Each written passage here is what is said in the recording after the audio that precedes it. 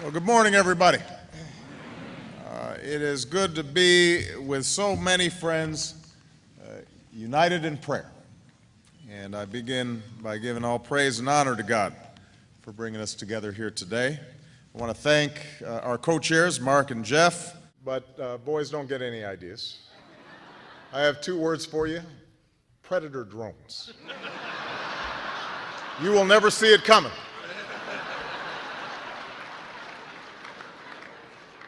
Actually, drones have not caused a huge number of civilian casualties.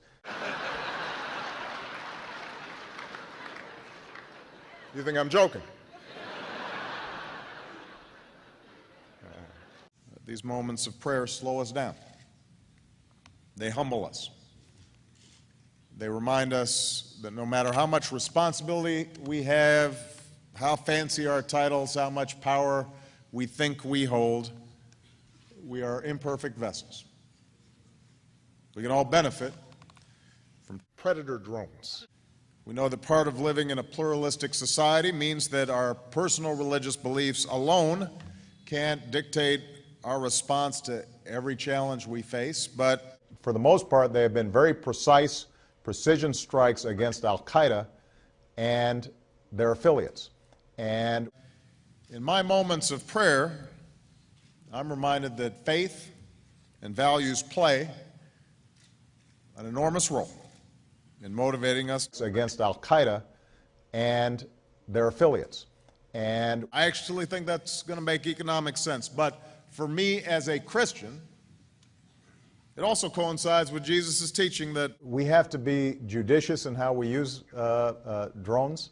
It mirrors the Islamic belief that those who've been blessed have an obligation to use predator drones, or the Jewish doctrine of moderation and consideration for our overall authority when it comes to battling Al-Qaeda. When I talk about giving every American a fair shot at opportunity, it's because I believe that when a young person can afford a college education, or someone who's been unemployed suddenly has a chance to retrain for a job in a room somewhere just making decisions, and regain that sense of dignity and pride in contributing to the community as well as to battling Al-Qaeda.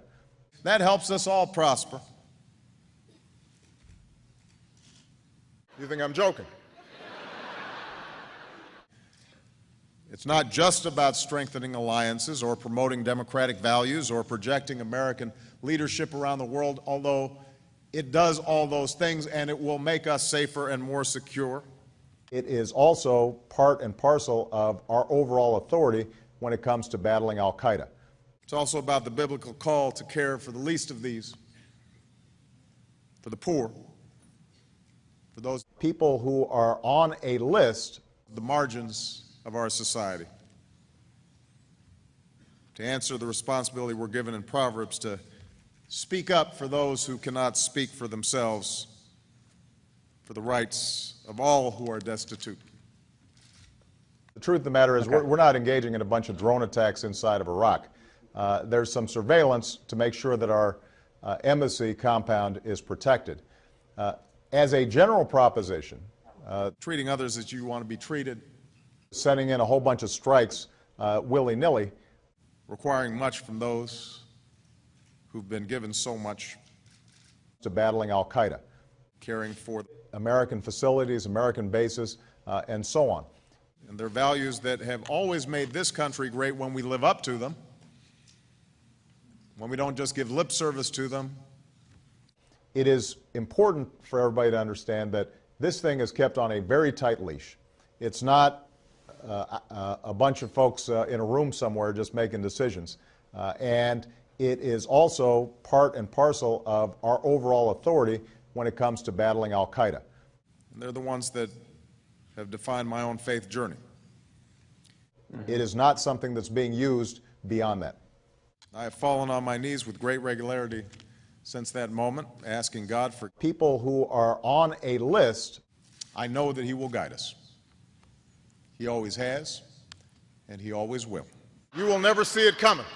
I want to make sure that people understand war and suffering and hardship still remain in too many corners of the globe, and you think I'm joking?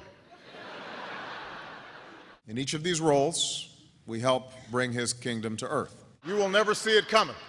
It makes economic sense, but part of that belief comes from my faith in drones, but understand that I also do it because I know that far too many neighbors in our country have been on a list and treated unfairly over the last few years. And I believe in God's command to use drones.